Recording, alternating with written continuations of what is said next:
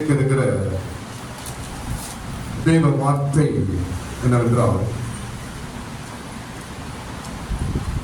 வெட்டப்பட்டது ஒட்டப்படும் என்ற ஒரு வார்த்தை. வெட்டப்பட்டது ஒட்டப்படும் ஒரு வார்த்தை. பாஸ்டர், இதெல்லாம் பைபிள் இருக்குதா? சொல்றீங்க பாஸ்டர். இருக்கு. அதற்கு ஸ்தோத்திரம். வெட்டப்பட்டது ஒட்டப்படும். ஆண்டவர் பேசுகிறார். ஸ்தோத்திரம். எது வெட்டப்பட்டிருக்கிறது? கர்த்தர் அவைகள் எல்லாம் சீக்கிரத்தில் ஒட்டுவார்கள். இயேசுவோட ஊழியமே ஒற்ற ஊழியம் தான்.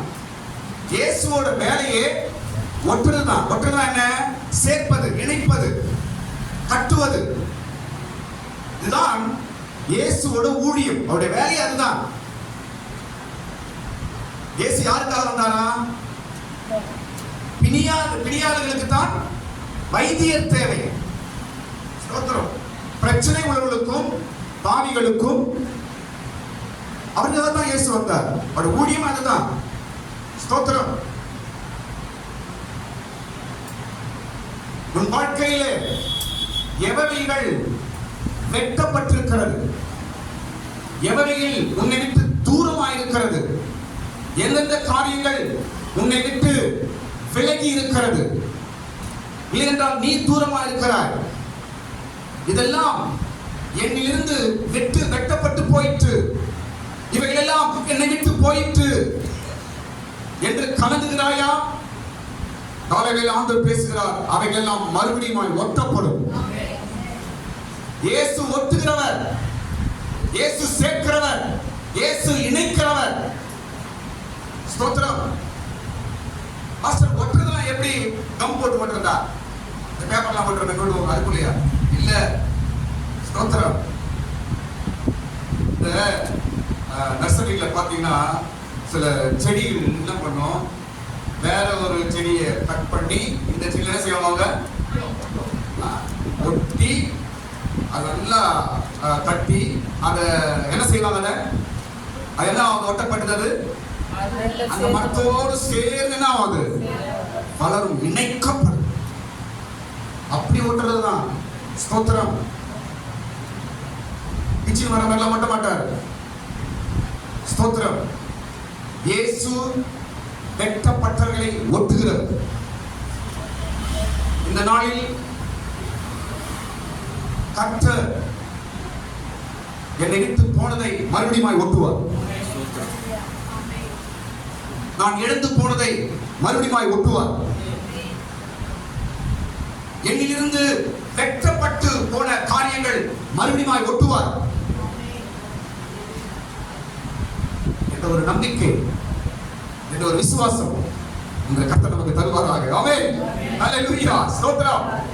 இது எங்க படிக்கிறேன்னா, ரோமர் 11ஆம் அதிகாரம் எடுத்து வைத்துக் கொள்ளுங்க. நீங்க நான் அதெல்லாம் பேச போறேன். ரோமரின் புஸ்தகம் 11ஆம் அதிகாரம் பார்க்கிறோம். வெட்டப்படுவது ஒட்டப்படுவது என்று பவுல் அங்கே எழுதுகிறார். ஸ்தோத்திரம். யூதர்களை குறித்தும் புறஜாதியாரை குறித்தும் அங்கு பவுல் எழுதுகிறார்.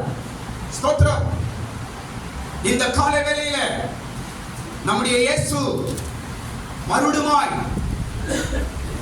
நம்மை ஒட்டி நம்மை நிறுத்துவாராக. கர்த்தருக்கு ஸ்தோத்திரம். இப்போ பைபிள்ல பார்க்கும்போது 3 இடத்தில் நாம் ஒட்டப்பட்டிருக்கிறோம். எத்தனை இடத்தில் சொல்லுங்க? 3 இடத்தில் நாம் ஒட்டப்பட்டிருக்கிறோம். ஸ்தோத்திரம். எந்த இடத்துல நாம் ஒட்டப்பட்டிருக்கிறோம் என்றால், ஸ்தோத்திரம், முதலாவது நல்ல ஒலிவ மரத்தில் நாம் ஒட்டப்பட்டிருக்கிறோம். எல்லாரும் சொல்லுங்க. ஏன் அப்படி நான் சொல்றேன்னா, உங்களோட கான்சென்ட்ரேஷன் என் பக்கம் திரும்பணும். கை தட்டுங்கன்னு சொல்றது, ஆமேன்னு சொல்லுங்கன்றது சொல்லுங்க. என்னன்னா எல்லாரும் என் பக்கம் திரும்பணும், அட்டென்ஷன் ஆகணுன்றதுக்காக சொல்றேன். சொல்லுங்க மறுபடியும். முதலாவது எந்த இடத்துல நம்மை ஒட்டி இருக்கிறார் கடவுள்? நல்ல ஒலிவ மரத்தில். நல்ல ஒலிவ மரத்தில் நம்மை ஒட்டி இருக்கிறார். எங்க எங்க படிக்கிறாங்க? 11ஆம் அதிகாரம் 24ஆம் வசனம். சீக்கிரம் படிங்க. 11ஆம் அதிகாரம் 24ஆம் வசனம். ரோமர். சுபாவத்தின்படி காட்டொலிவ மரத்திலிருந்து நீ வெட்டப்பட்டு சுபாவத்திற்கு விரோதமாய் நல்ல ஒலிவ மரத்திலே ஒட்ட வைக்கப்பட்டிருந்தால். போதும். எங்க ஒட்டிருக்கிறோமா இப்போ? நல்ல ஒலிவ மரம். சொல்லுங்க. நல்ல ஒலிவ மரத்தில் ஒட்டப்பட்டிருக்கிறோம். நல்ல ஒலிவ மரத்தில் ஒட்டப்பட்டிருக்கிறோம். இந்த ஒலிவ மரம் என்ன?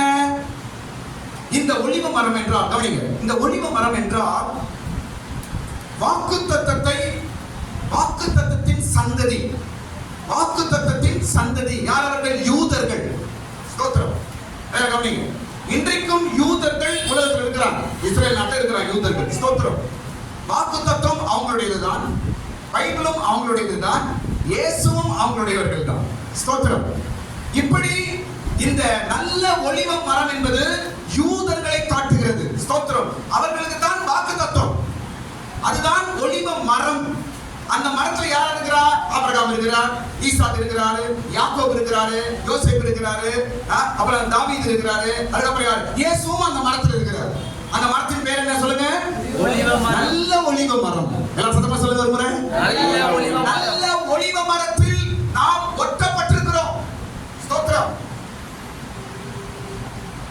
அந்த நல்ல ஒலிவ மரமாகிய யூதர்கள், வாக்குத்தத்தத்தின் சந்ததிகள், கடவுளுடைய பைபிளில் சொல்லப்பட்ட எல்லா ஆசீர்வாதங்களும் அவர்களுக்கு தான். அந்த நல்ல ஒலிவ மரத்திற்கு தான்.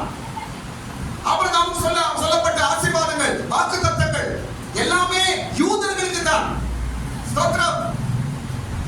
அந்த வாக்குத்தத்த ஆசீர்வாதங்களை, ஆபிரகாம் சொல்லப்பட்ட ஆசீர்வாதம், தேவன் கொடுக்கப்பட்ட அந்த வாக்குத்தத்த ஆசீர்வாதங்கள் அவர்களுக்கு மாத்திரமல்ல நமக்கும் கிடைக்க வேண்டும். நாமும் அதை பெற்றுக்கொள்ள வேண்டும் என்பதற்காக புறஜாதியாகிய நம்மை இயேசு கிறிஸ்து அந்த மரத்தில் கொண்டு போய் ஒட்டினார்.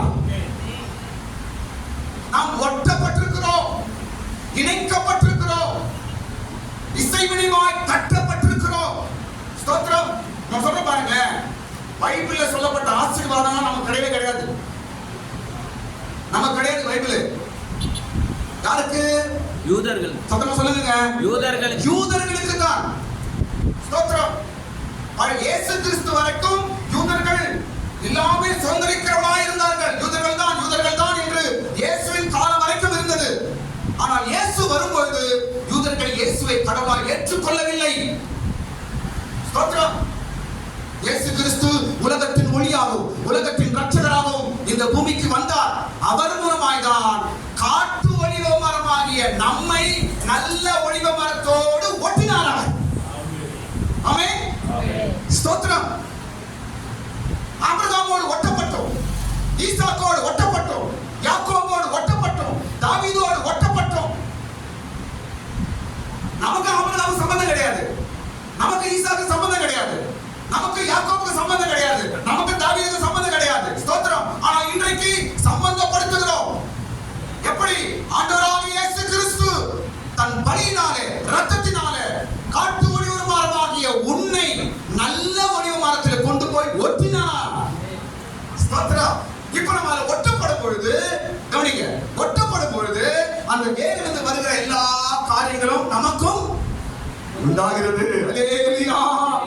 ஸ்தோத்திரம். ஆபிரகாமுக்கு கொடுக்கப்பட்ட ஆசீர்வாதம் நமக்கு வருது. ஆபிரகாம் கொடுக்கப்பட்ட வாக்குத்தத்தம் நமக்கு வருது. ஈசாக்கு கொடுக்கப்பட்ட வாக்குத்தத்தம் நமக்கு வருது. அந்த மரத்தில் நாம் ஒட்டிட்டோம், இப்போ ஒட்டப்பட்டிருக்கிறோம். அப்ப வேரிலிருந்து வர்றதெல்லாம் நமக்கு வருது. ஆமென். இப்படிதான் ஒரு நல்ல ஒலிவ மரத்தில் நாம் முதலாவது ஒட்டப்பட்டிருக்கிறோம். ஸ்தோத்திரம். இயேசு நம்மை ஒட்டினார். நாம் யார் தெரியுமா? காட்டு ஒலிவ மரம். ஆனா யூதர்கள் யாரு? நல்ல ஒலிவ மரங்கள். நல்ல ஒலிவ மரம். காட்டு ஒலிவ மரங்கள். நாங்க ஒரு காலத்துல பாவத்துல இருந்தோம். இயேசு எங்களுக்கு தெரியாது, பைபிள் தெரியாது, வாக்குத்தத்தம் என்னன்னு தெரியாது எங்களுக்கு. நாங்கள் புறஜாதியார்கள், நாங்கள் காட்டு ஒலிவ மரமா இருந்தோம். ஸ்தோத்திரம்.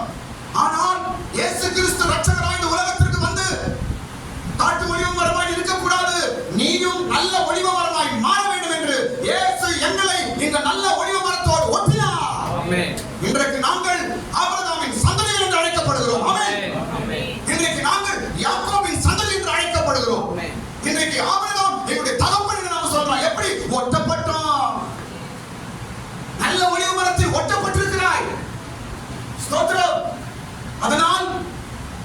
இந்த காலையில் ஆண்டவர் பேசுகிறார்.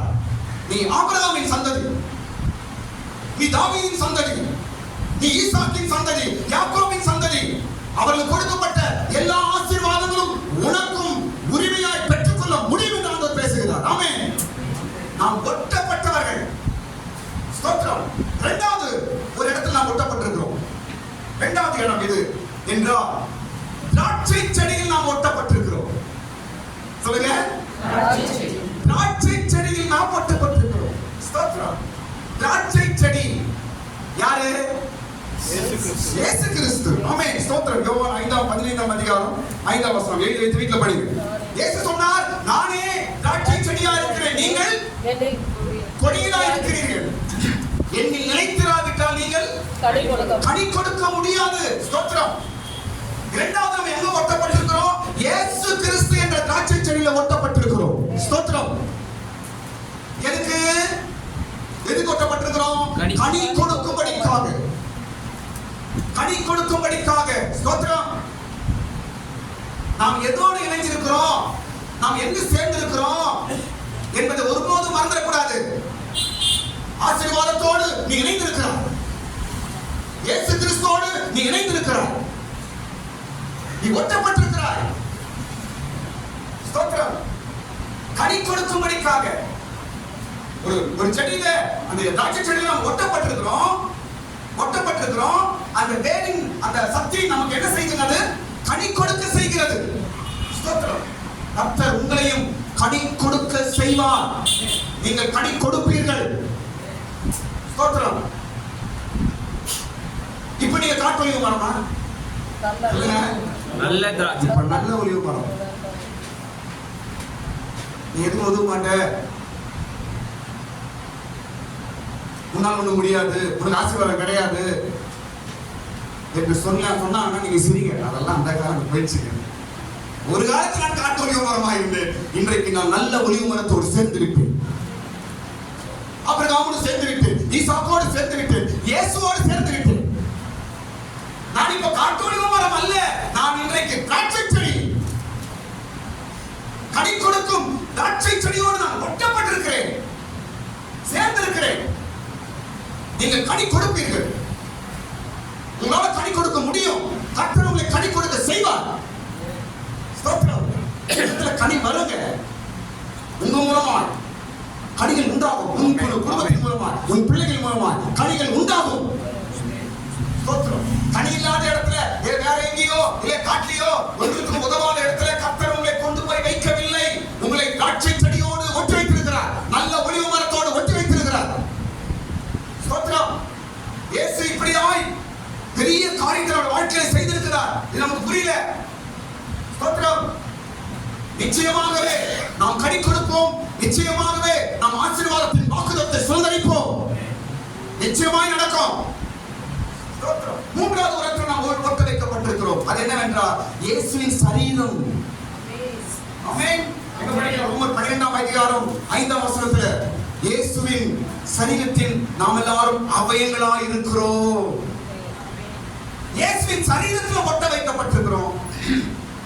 ஸ்தோத்திரம். முதலாவது நல்ல ஒலிவு மரத்தில் ஒட்ட வைக்கப்பட்டிருக்கிறோம். இரண்டாவது திராட்சை செடியோடு கூட நாம் ஒட்ட வைக்கப்பட்டிருக்கிறோம். மூன்றாவது இயேசுவின் சரீரத்தில் நாம் ஒட்ட வைக்கப்பட்டிருக்கிறோம். சரீரம் என்றால் என்ன? சர்ச், சபை. சபை இல்லாத கிறிஸ்தவர்கள் அல்ல, சபை உள்ள கிறிஸ்தவர்களாய் நாம் எப்படி மாறுகிறோம்? இயேசுவின் சரீரத்தில் ஒட்ட வைத்திருக்கிறார் கடவுள் நம்மை. ஒரு சபையின் அங்கத்தினராய் இருக்கிறாயா? நீ இயேசுவின் சரீரத்தில் இருக்கிறாய். ஒரு சர்ச் மெம்பரா இருக்கிறாயா? நீ இயேசுவின் சரீரத்தில் மெம்பரா இருக்கிறாய், அவயமா இருக்கிறாய். கர்த்தர் ஒட்ட வைத்திருக்கிறார். எதுக்கு? பரலோகத்திலே மேன்மையான இடம் கொடுக்கும்படிக்கு தான் சபையில ஒட்ட வச்சிருக்கிறார். 3 ஆசீர்வாதம் இருக்குது. முதல் நல்ல ஒலிவு மரம் நமக்கு வாக்குத்தத்த ஆசீர்வாதங்களை கொடுக்கிறது, ஆபிரகாமின் ஆசீர்வாதம். இரண்டாவது திராட்சை செடியோடு ஒட்டப்பட்டிருக்கிறோம். ஏனென்றால் கனி கொடுக்கும்படிக்காக. மூன்றாவது சபை என்ற இயேசுவின் சரீரத்தில் நாம் ஒட்டப்பட்டிருக்கிறோம். ஏன்? பரலோகத்திலே மேன்மையான இடத்தில் நம்மை உட்கார வைக்கும்படிக்காக. ஆமென். ஸ்தோத்திரம். இப்படியாய் நாம் ஒட்ட வைக்க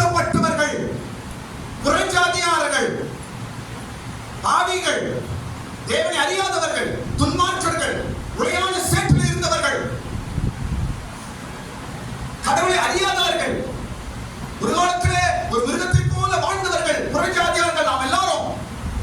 ஆனால் இன்றைக்கோ நாம் எல்லாரும் நல்ல நல்ல இடத்தில் நாம் ஒட்ட வைக்கப்பட்டிருக்கிறோம். காரணம், ஆண்டவராகிய இயேசு கிறிஸ்து தான் என் வாழ்க்கையை மாற்றினார். ஸ்தோத்திரம். சரி, அடுத்த பகுதி வர. அடுத்த பகுதி என்னவென்றால், ஒட்ட வைக்கப்படுகிறோம் என்று பார்த்தோம். அடுத்தது ஒரு பகுதி சொல்றேன், வெட்டப்படும். சொல்லுங்க எல்லாரும், வெட்டப்படுவது. இப்போ வெட்டப்பட்டவர்கள் 4 பேர் சொல்ற பாருங்க. இந்த நல்ல ஒலிவ மரத்திலிருந்து வெட்டப்பட்டவர்கள் யார்? யாரால் வெட்டப்பட்டு போனார்கள்? ஸ்தோத்திரம். இந்த சப்ஜெக்ட் என்னவென்றால், நீ ஒட்ட வைக்கப்பட்டிருக்கிறாய், ஜாக்கிரதையாயிரு. இதுதான் சப்ஜெக்டோட மெயின் தீம். நீ ஒட்ட வைக்கப்பட்டிருக்கிறாய், எச்சரிக்கையாயிரு. நீ வெட்டப்பட்டு போகக்கூடாது. ஒலிவ மரத்திலிருந்து நீ வெட்டப்பட்டு போகக்கூடாது. திராட்சை செடியிலிருந்து நீ வெட்டப்பட்டு போகக்கூடாது. இயேசுவின் சரீரத்திலிருந்து நீ வெட்டப்பட்டு போகக்கூடாது. ஜாக்கிரதை. இதோடு நம்ம இணைந்து ஒட்டப்பட்டிருந்தாதான் ஆசீர்வாதம். ஸ்தோத்திரம். ஆனா 4 பேர் வெட்டப்பட்டு போயிட்டாங்க. பாவம், அவங்க இதுல நிக்க முடியாம போயிட்டாங்க. ஆசீர்வாதம் இல்லாமல் போயிட்டாங்க 4 பேர். ஸ்தோத்திரம். முதல் நபர் யார்? சாலமோன். சொல்லுங்க, யாரு? சாலமோன் வெட்டப்பட்டு போயிட்டான். ஸ்தோத்திரம். இந்த நல்ல வடிவ மரத்துல நிக்க முடியாமல், ஆசீர்வாதத்தின் சுதந்திரவாளியாய் கடைசி வரைக்கும் இருக்க முடியாமல் வெட்டப்பட்டு போயிட்டான். சாலமோன் எப்படி வெட்டப்பட்டான்? அந்நிய சிநேகத்தினால வெட்டப்பட்டான். நான் சொல்ற சப்ஜெக்ட் நல்ல மைண்ட்ல உட்கார வைங்க. மேன்மையான இடத்துல கர்த்தர் உங்களை ஒட்ட வச்சிருக்கிறார். நல்ல ஒலிவ மரத்திலே உன்னை ஒட்ட வைத்திருக்கிறார். நல்ல திராட்சை செடியிலே நீ ஒட்டப்பட்டிருக்கிறாய். இயேசுவின் சரீரத்திலே நீ ஒட்டப்பட்டிருக்கிறாய். இது ஒரு மேன்மை, இது ஒரு சாக்கியம், இது ஒரு ஆசீர்வாதம், இது ஒரு உரிமை. இந்த இடத்திலிருந்து வெட்டப்படுவதற்கு சில வல்லமைகள் கிரியை செய்கிறது. ஆமென். சாலமோன் வெட்டப்பட்டு போயிட்டாங்க. சாலமோன் சந்ததி, அவன் பிள்ளைங்க யாருமே நல்ல ஒலிவ மரத்துல நிக்க முடியல. கட்டு கக்கவே இருக்கிறோம். நம்ம எல்லாரும் எனி டைம் நாம் கட் பண்ணப்படலாம். வல்லமைகள் என்ன செய்யும்? நீ நல்ல ஒலிவ மரத்துல ஆசீர்வாதம் பெறலாம் பாக்குறியா? கட்டு. நீ திராட்சை செடியோடு கூட இருந்த ஆசீர்வாதம் பெறலாம் பாக்குறியா? கட்டு. நீ இயேசுவின் சரீரத்துல அவயவமா இருக்கலாம் பாக்குறியா? கட்டு. இன்றைக்கும் அப்படி வல்லமைகள் உங்களை சுற்றி திரிந்து கொண்டிருக்கலாம். மேன்மையை அறிந்து கொள்ளுங்கள். இயேசு உனக்கு ரத்தம் சிந்தியிருக்கிறார். இயேசு கல்வாரியிலே ஜீவனை கொடுத்தார். எதற்கு? நல்ல ஒளிவரமாய் நம்மை மாற்றும்படிக்கு. பிரயோஜனமற்றவனா இருக்கக்கூடாது, நீ ஆசீர்வாதமா இருக்க வேண்டும். நீ கனி இல்லாத மனமா இருக்கக்கூடாது, நீ கனி கொடுக்க வேண்டும். நீ தனிமையா இருக்கக்கூடாது, இயேசுவின் சரீரமா இருக்க வேண்டும் என்று இயேசு நமக்காக செய்த அந்த மேன்மைகளை மறந்து போக கூடாது. ஸ்தோத்திரம். முதலாவது கட்டான ஆள் யாரு? சாலமோன். கட்டாயிட்டார். நல்ல ஒலிவ மரத்தோட கடவுள் வச்சாரு. அவங்க கடவுள் ஆசீர்வாதமான நல்ல ஒலிவ மரத்தோடு சேர்த்து வச்சாரு கடவுள். ஆனா கட்டாயிட்டான். காரணம் என்ன? காரணம் என்னங்க? அந்நிய சிநேகம்.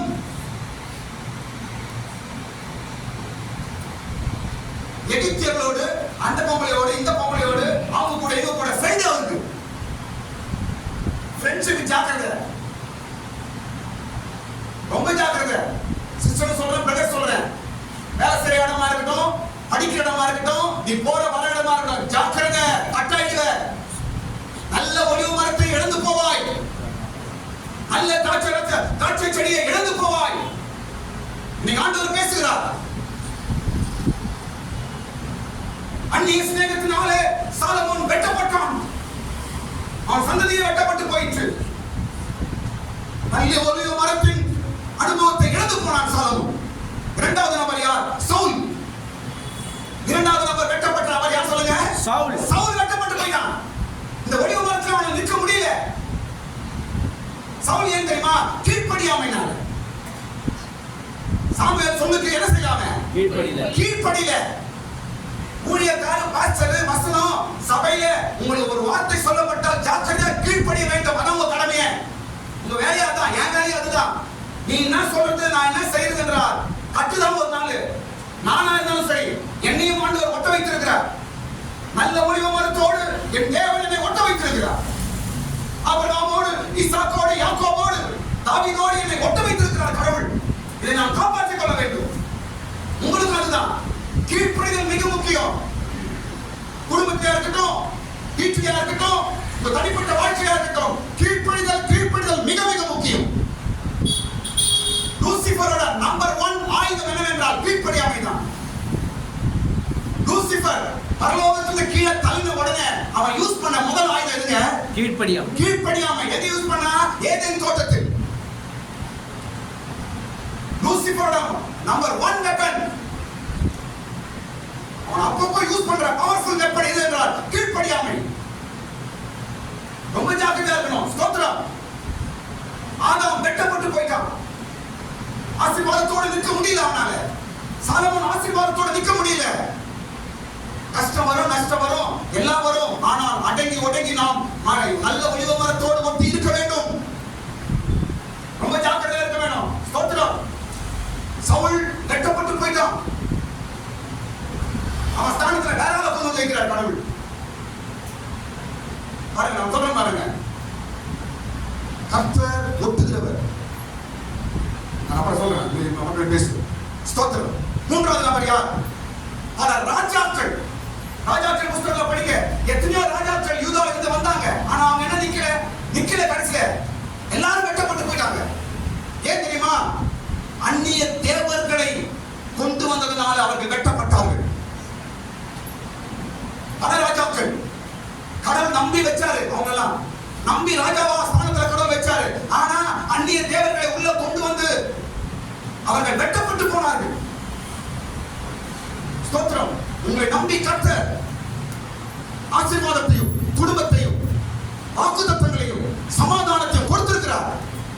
நீங்கள் காத்துக்கொள்ள வேண்டும். வெட்டும் வல்லமை உண்டு, வெட்டும் சக்திகள் உண்டு. ராஜாக்கள் வெட்டப்பட்டு போனார்கள். எல்லாரும் நல்ல ஒளிவு மரத்தை எடுத்து போய் தூரம் போயிட்டாங்க எல்லாரும். பாருங்க, நான் சொல்ல பாருங்க. ஒரு மரத்தில் இருக்கிற கிளையை வெட்டி போட்டால் அந்த கிளை என்ன ஆகும்? சொல்லுங்க. ஒரு மரம் இருக்குங்க, அந்த கிளையை வெட்டி அந்த கீழே போடுறோம். அந்த கிளை என்ன ஆகும்? காய்ந்து போய்விடும். இதுதான் சாத்தானின் வல்லமை, சாத்தானின் கிரியை. உங்க காய வைக்க வேண்டும். உன் குடும்பம் காய்ந்து போடணும். உன் ஃபைனான்ஸ் காய்ந்து போக வேண்டும். உன்னுடைய ஆசீர்வாதம் காய்ந்து போக வேண்டும். உன் நிம்மதி காய்ந்து போகணும். உன் சந்தோஷம் காய்ந்து போகணும். உன் வீட்டுல சந்தோஷம் சமாதானம் இருக்கக்கூடாது, காய்ச்சி போகணும். வெட்டு. மரத்துல இருக்கக்கூடாது. நீ இன்றைக்கு சாத்தான் பல வழியிலே கிரி செய்கிறான். பல ராஜாக்கள் வெட்டப்பட்டார்கள். எல்லாம் காய்ச்சி போறாங்க. ஸ்தோத்திரம்.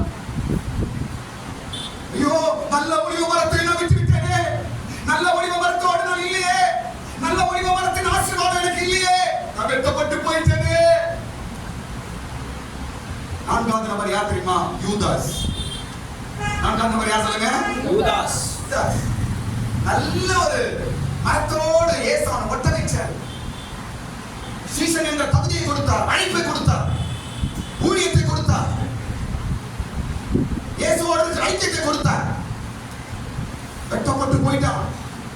ஸ்தோத்திரம். வெட்டப்பட்டு போயிட்டான். மரத்தோடு சேரவில்லை, சேர முடியல, வெட்டப்பட்டான். யூதாஸ் வெட்டப்பட காரணம் பண ஆசை. பண ஆசை அவனை வெட்டினது. நல்ல ஒளிவு மரத்தோடு அவன் நிற்க முடியவில்லை. ராஜ்யமான மரத்தோடு அவன் நிற்க முடியவில்லை. இயேசுவின் சரீரமாகிய சபையிலே யூதாஸ் நிற்க முடியல. வெட்டப்பட்டு துண்டா போயிட்டான் அப்படியே. ஸ்தோத்திரம்.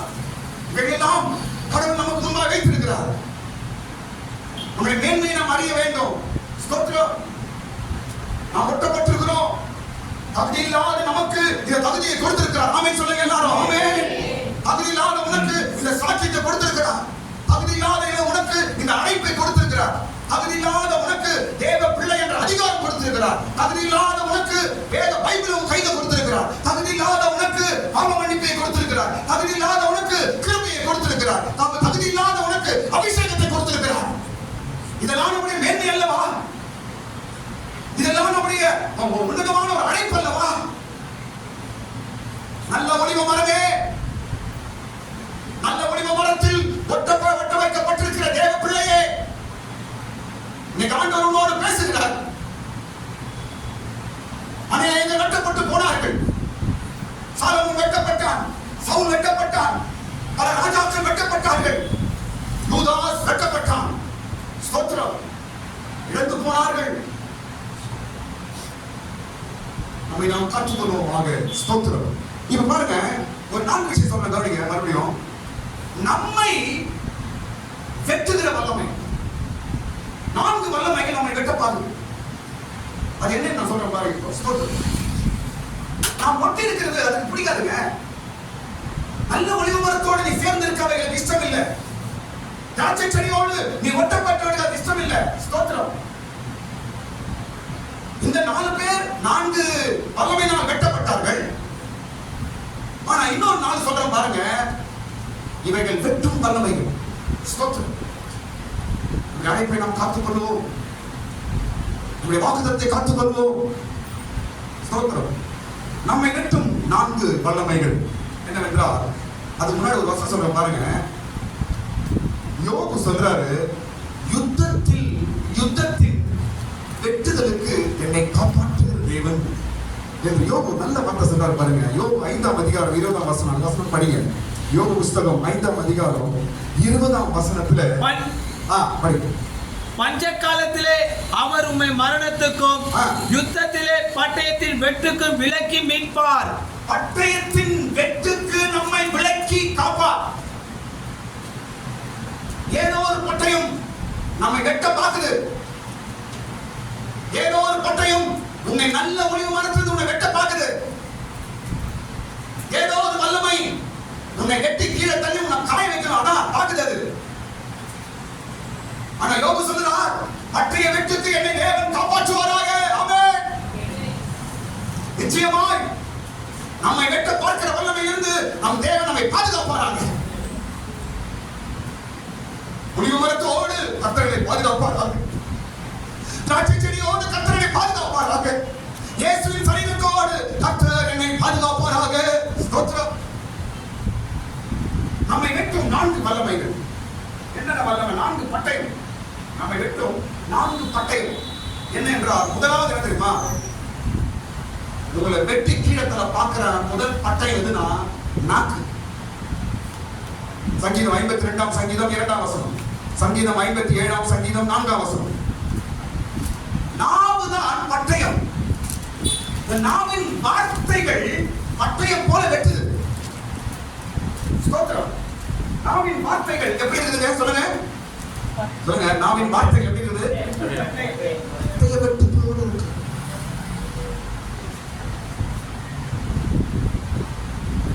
இன்னைக்கு அநேக ஆசீர்வாதத்தை இழந்து போகும், தேவனோடு இருக்கிற ஐக்கியத்தை, இந்த நல்ல ஒளிவ மரத்தின் ஐக்கியத்தை இழந்து போக காரணம் நாவின் வார்த்தைகள். நம்ம பேசுற வார்த்தைகள் நான் சொல்ல வரல, மற்றவங்க பேசுற வார்த்தை. மற்றவர்கள் நம்மை குறித்து, நம்மை மேல, உன்னை பற்றி, உன்னை குறித்து உன்கிட்ட சொல்ற சில வார்த்தையினால என்ன பண்றாய்? இந்த நல்ல ஒளிவு மரத்தின் அனுபவத்தை நம்ம இழந்து போகுது. வெட்டுது அப்படியே.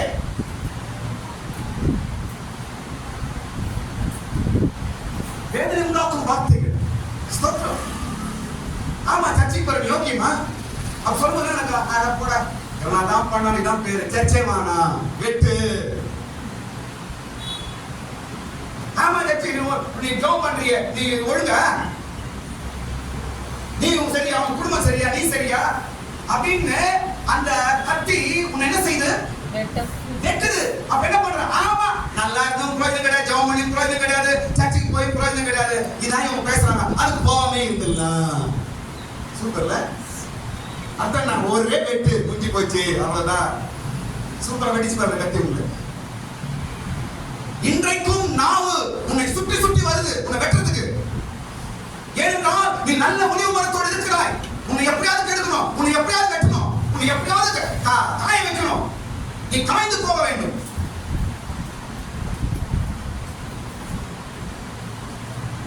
நான் ஒரு பட்டயம்.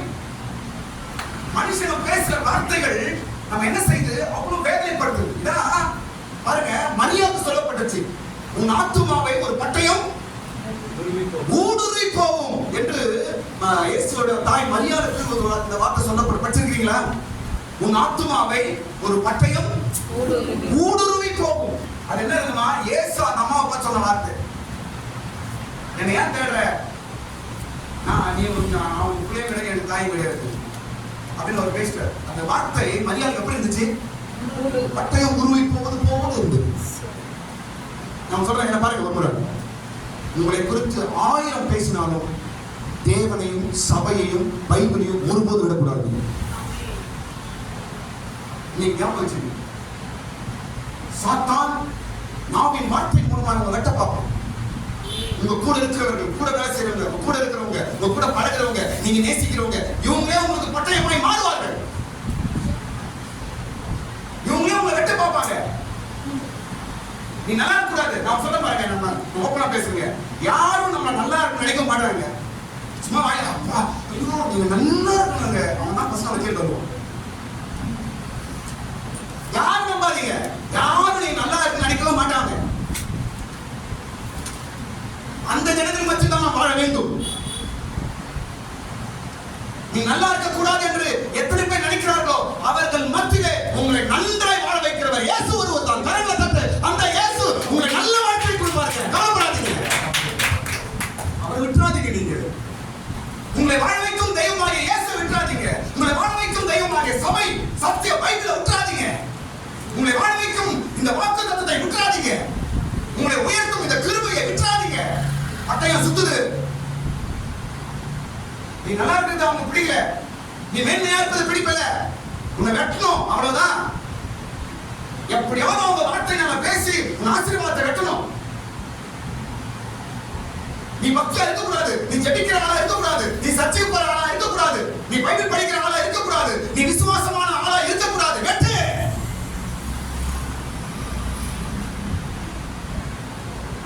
ரொம்ப ஜாக்கிரதை நம்ம. அதற்கு ஸ்தோத்திரம். அவரே சொன்ன பாருங்க, யார் உங்களுக்கு என்ன பேசினாலும் அவங்களுக்கு சமமாய் நீங்க மறுபடியும் பதில் பேசாது. அமைதியா இருக்க முடிஞ்சு போச்சு. நீங்க பதில் பேசும்போது தான் நான் வெட்ட போறோம். நான் சும்மா இருக்காது. நம்முடைய மேன்மையை நம்ம அப்பா நான் ஜெபம் பண்றேன், நான் கிருபை பெற்றவன், நான் ஜாக்கிரதையா இருக்கணும், நான் அமைதியா இருந்தா போதும், கர்த்தர் பார்த்துப்பார் என்று நீங்க அமைதியா இருப்பீங்க என்றால் நீ ஒளிவு மரத்தோடு இருப்பாய். நல்ல ஒளிவு மரத்தோடு கர்த்தர் உன்னை வைப்பார். நீங்க நம்ம வெட்டுவதும் நாம் இழப்பதும் நாம் ஆசீர்வாதத்தை விட்டு போவதும் நம்முடைய நாவு தான். தேவையில்லாதகிட்ட அவங்களுக்கு சமமா பேசுறது, அவங்க 10 சொன்னா நீங்க 10 பேசுறது, அவங்க ஒரு 5 சொன்னா நீ ஒரு 5 பேசுறது. என்ன ஆகும்? நான் சொல்ல பாருங்க, பாதிப்பு நமக்கு தான், வெட்டப்படுவது நாம் தான். ஏனென்றால் கர்த்தர் நம்மை மேன்மையை வைத்திருக்கிறார். அவங்களுக்கு ஒன்றும் கிடையாது, அவங்களுக்கு ஒரு நஷ்டமும் கிடையாது. நஷ்டம் உனக்கு தான். மேன்மை இழந்து போவார், நல்ல ஒளிவு மரத்தை இழந்து போவார், திராட்சை செடியை இழந்து போவார், இயேசுவின் சரீரத்தை இழந்து போவார். ஸ்தோத்திரம். இரண்டாவது பட்டயம் நம்மை வெட்டும். இரண்டாவது பட்டயம் எது என்று பார்க்கும் பொழுது பாருங்க, நம்மை வெட்டும் இரண்டாவது பட்டயம் எது தெரியுமா?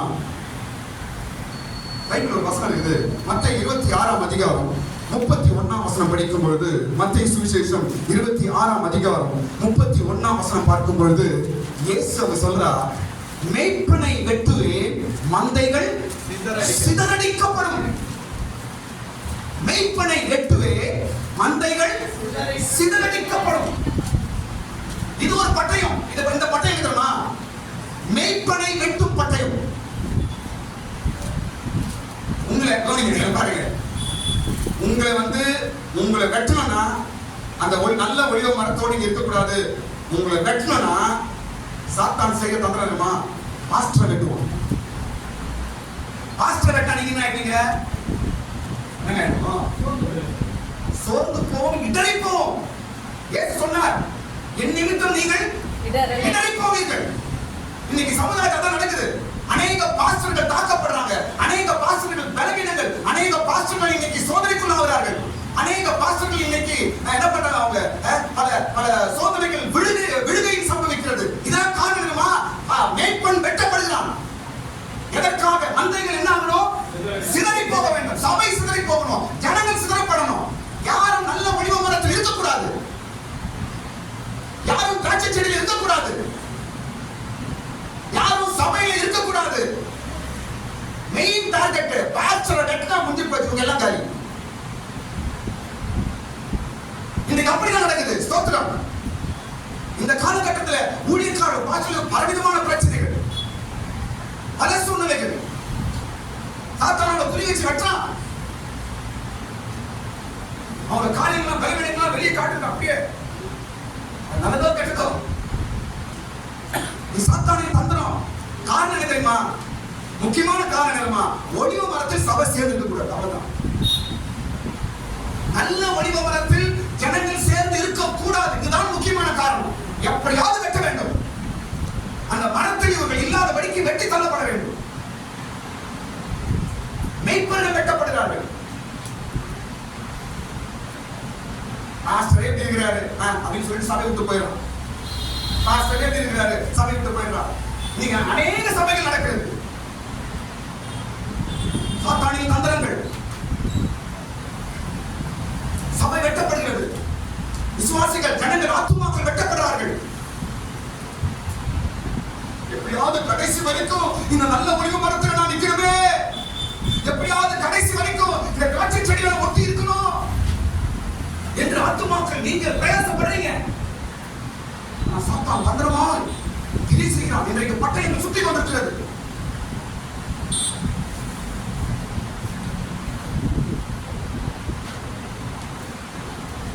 நீங்க அநேக ஊழியக்காரர்கள் பாதிக்கப்படுறாங்க. ஸ்தோத்திரம். பிரவீன் பகடலான்னு சொல்லி விஜயவாடால ஒரு பாஸ்டர் நடுவில் சாகடிச்சு 2-3 மாசத்துக்கு முன்னாடி பெரிய பிரச்சனை. நாங்க பாஸ்டர் அப்படியாவது பிரச்சனைகள் எப்படியாவது நாங்க சர்ச்சுக்கு வராம நல்லா இருக்கும் போது கொஞ்சம் பேர் சபைக்கு வரதில்லை. ஆந்திராவில் கிறிஸ்தவ அநேக சர்ச்சுக்கு போறது இல்லை. அவ்வளவு பெரிய பிரச்சனை நடக்குது. சபைக்கு வந்த சபையில பிரச்சனை பண்றாங்க, ஊழியக்கார தாக்குறாங்க. அந்த பாஸ்டர் இப்படி, இந்த ஊழியக்காரன் இப்படி, அவன் சரிங்க இப்படி சரிங்க இதெல்லாம் பேசுறாங்க. அதுக்கு நான் சர்ச்சுக்கே வராம வந்துடலாங்க. கேட்டுட்டான். யார் ஜெயிச்சது? சாத்தான் ஜெயிச்சான். வெட்டிட்டானா? எந்த பாஸ்டரும் ஒழுங்காக்குறான் சரியில்லைங்க, எந்த சபையும் சரியில்லைங்க. அதுக்கு சர்ச்சுக்கே போகாம இருக்கலாங்க, வீட்டிலே இருக்கலாங்க. நான் பைபிள் இல்லையா, எங்களுக்கு பாட தெரியாதா, ஆன்லைன்ல இல்லையா? இதெல்லாம் தெரியுமா? அவனை வெட்டியாச்சுன்னு அர்த்தம். கொஞ்ச நாள் ஓடும், கொஞ்ச நாள் அப்புறம் காய்ந்து போயிடும். அந்த கிளை நாம் அறிய வேண்டும், நமக்கு ஒரு ஞானம் வேண்டும். நாம் ஒட்டப்பட்டவர்கள். இயேசு ஜீவனை கொடுத்து ஒட்டி இருக்கிறார். இயேசு ரத்தத்தினால் நாம் ஒட்டப்பட்டிருக்கிறோம். மூன்றாவது பட்டயம், நம்மை வெட்டும் மூன்றாவது பட்டயம் என்னவென்றால் அவிசுவாசம். 11ஆம் அதிகாரம் 20ஆம் வசனம். அதிலே எபிரேயர் ரோமர் 11:20 வீட்டில் படிச்சு பாருங்க. அவிசுவாசத்தினால் அவர்கள் வெட்டப்பட்டார்கள். நம்மை வெட்டும் மூன்றாவது பட்டயம் எது என்றால் அவிசுவாசம். இந்த அவிசுவாசம் என்ன செய்யுது? நல்ல ஒளிவு மரத்தில் உன்னை வெட்டி போடும். நல்ல ஒளி வரும் என்றால் நல்ல வாக்கு தத்துவம் உள்ள ஒரு சந்ததி. நல்ல ஒளி வரும் என்ற அர்த்தம் என்ன? நல்ல வாக்கு தத்துவங்கள் உடைய ஒரு சந்ததி நாம் தான். நல்ல வார்த்தைகள், நல்ல வாக்கு தத்துவங்கள் இருக்கிற ஒரு சந்ததி நாம் தான்.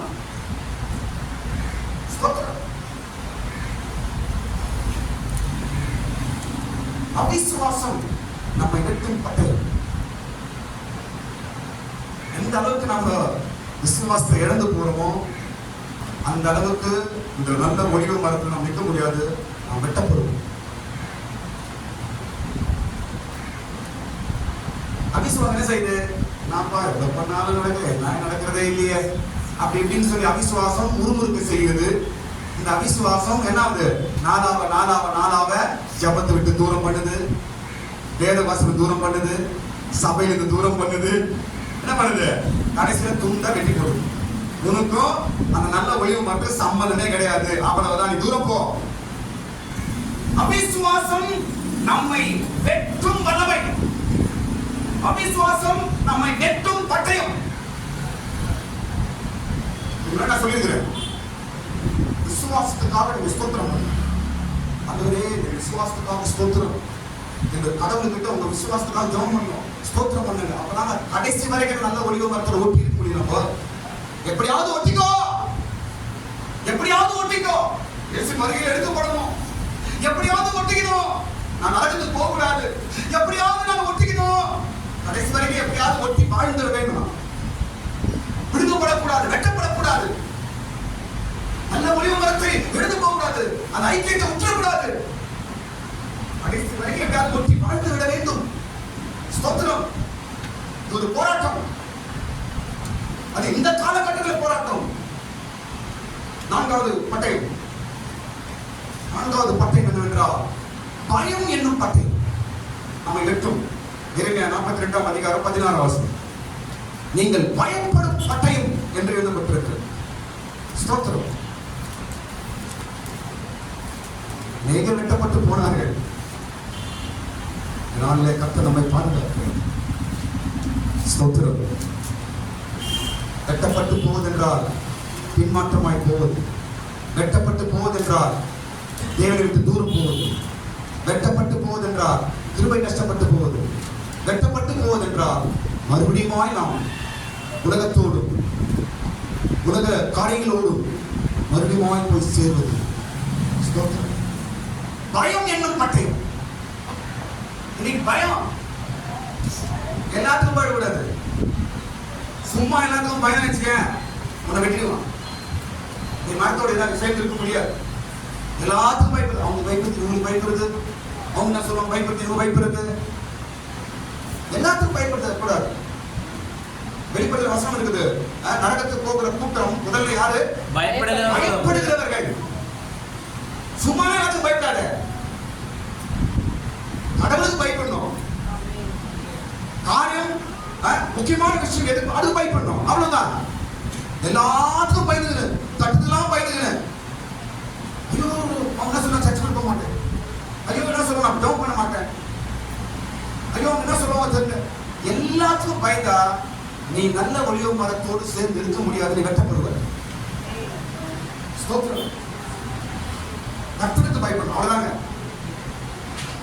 மூத்தவருக்கு பயப்படலாம், ஓகே. கடவுள் நிமித்தம் மற்றவர்களுக்கு பயப்படலாம், ஓகே. எல்லாவற்றுக்கும் பயப்படுவது. ஸ்தோத்திரம். அப்படி நினைச்சுங்க, நான் வெட்டப்படுவோம். இந்த பட்டயம் நம்மை வெட்டும். ஸ்தோத்திரம். அடுத்த பகுதி, கடைசி பகுதி நான் வருகிறேன். இப்போ மறுபடியும் ஒட்டும் தேவன்.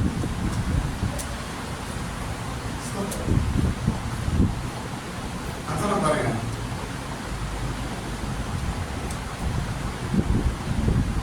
இயேசு கிறிஸ்துவின் மூலமாக நாம் மறுபடியும் ஒட்டப்படுவோம். மறுபடியும் ஒட்டும் தேவன். 23 வசனம் படிக்கிறது. 11 அதிகாரம் 23 வசனம். அன்றியும் அவர்கள்,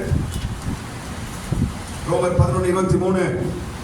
அன்றியும் அவர்கள் அவிசுவாசத்திலே நிலைத்திருந்தால் அவர்களும் ஒட்ட வைக்கப்படுவார்கள். அவர்களை மறுபடியும் ஒட்ட வைப்பதற்கு தேவன் வல்லவராய் இருக்கிறாரே. மறுபடியும் ஒட்டும் தேவன் சான்ஸ் கொடுக்கிறாரு. மறுபடியும் ஒட்டுவது, மறுபடியும் ஒட்டும் தேவன். மறுபடியுமாய் ஒருமுறை வெட்டப்பட்டு மறுபடியுமாய் ஒட்டப்பட்டவர்கள். 2 பேர் சொல்றாங்க, கவனிங்கள. ஒரு முறை அவங்க வெட்டப்பட்டாங்க, ஆனா மறுபடியும் ஒட்டப்பட்டாங்க. 2 பேர். யார் தெரியுமா? முதலாவது தாவீது. தாவீது என்ன செய்யப்பட்டாரு? என்ன பண்ணாரு சொல்லுங்க? வெட்டப்பட்டார். கிட்ட என்ன பண்ணாரு?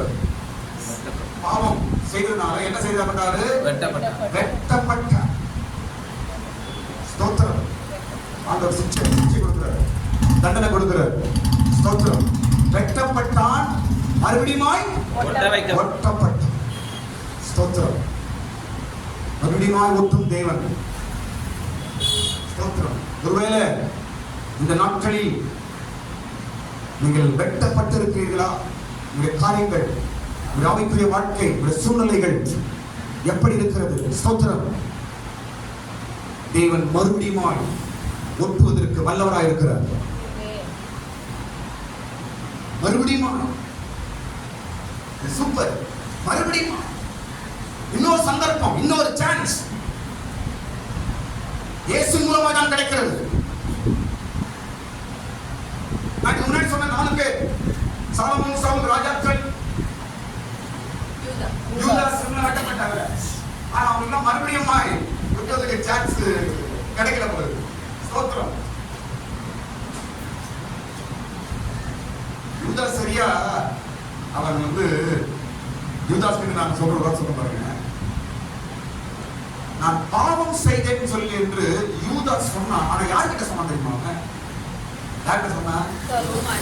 யாரு சொன்னா? பரிசேயர் என்று போய் சொன்னான். நான் குற்றமில்லாத ரத்தத்தை காட்டிக் கொடுத்தேன் என்று அவன் மனஸ்தாபம். யார்கிட்ட? சதுசேயர், பரிசேயர் பணம் கொடுத்தான். அவன்கிட்ட போய் சொல்றான். சொல்ற இடம் ராங்கு. அதே அவன் இயேசு கிட்ட சொல்லிட்டான். மன்னிப்பு கிடைச்சிருக்கும். சான்ஸ் உண்டாவது. ஆனா அதை யூஸ் பண்ண சரியா கர்த்தர் சந்தர்ப்பத்தை கொடுக்கிறார். அது சரியான வழியில் நம்ம உபயோகப்படுத்தும் என்றால் மறுபடியும் ஒட்டுவார் தேவன். ஆமென்.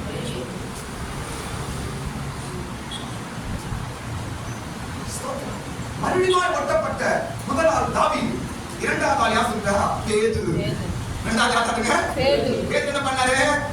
இயேசு யாருன்னு தெரியாது, அவர் யாருன்னு தெரியாது, நான் பார்க்கவே இல்லை என்று 3 முறை மறுதலித்தான், வெட்டப்பட்டான்.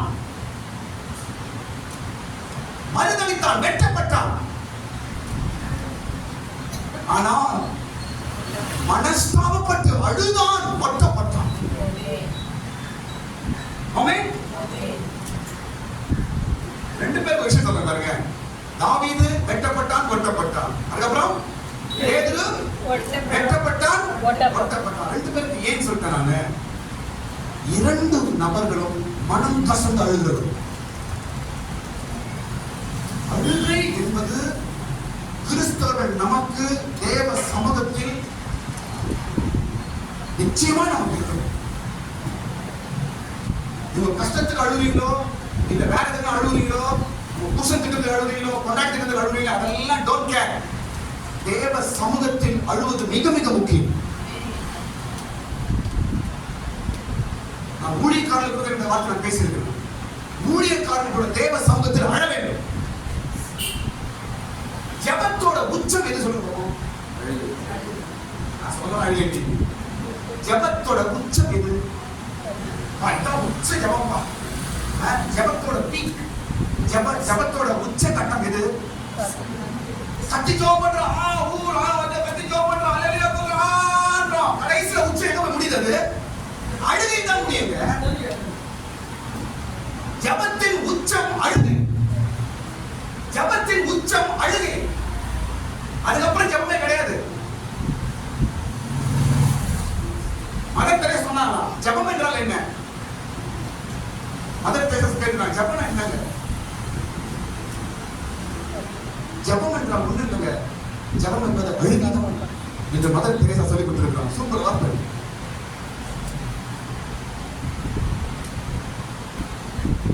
அழுகைதான் ஜெபம். கடைசி வரைக்கும் நீங்க நல்ல ஒளிவு மரத்தோடு நீ ஒட்டுப்பட்டிருக்க வேண்டும் என்றால் தேவ சமூகத்தில் அழுக வேண்டும். கடைசி வரைக்கும் இந்த திராட்சை செடியோடு நீ ஒட்டி இருக்க வேண்டும் என்றால் நீ தேவ சமூகத்தில் அழுக வேண்டும். கடைசி வரைக்கும் இயேசுவின் சரீரம் என்ற சபையில நான் ஒட்டிதான் இருக்கணும் நினைப்பார் என்றால் தேவ சமூகத்தில் கண்ணீர் விடுங்க. தனியா அழுங்க. கணவன் தனியா ஜெபம் பண்ணுங்க, மனைவி தனியா ஜெபம் பண்ணுங்க. தேவ சமூகத்தில் அழுக கற்றுக்கொள்ளுங்க. ஒருவேளை உன்னை வெட்டும் வல்லமைகள் இருக்குமே என்றால் இயேசு உன் அழுகைக்காக மறுபடியும் ஒட்டி வைப்பார். மறுபடியும் ஆசீர்வாதத்தை ஒட்டுவார். மறுபடியும் வாக்குத்தத்தத்தில் உன்னை ஒட்டுவார். மறுபடியும் அந்த அழைப்பில் உன்னை ஒட்டுவார்.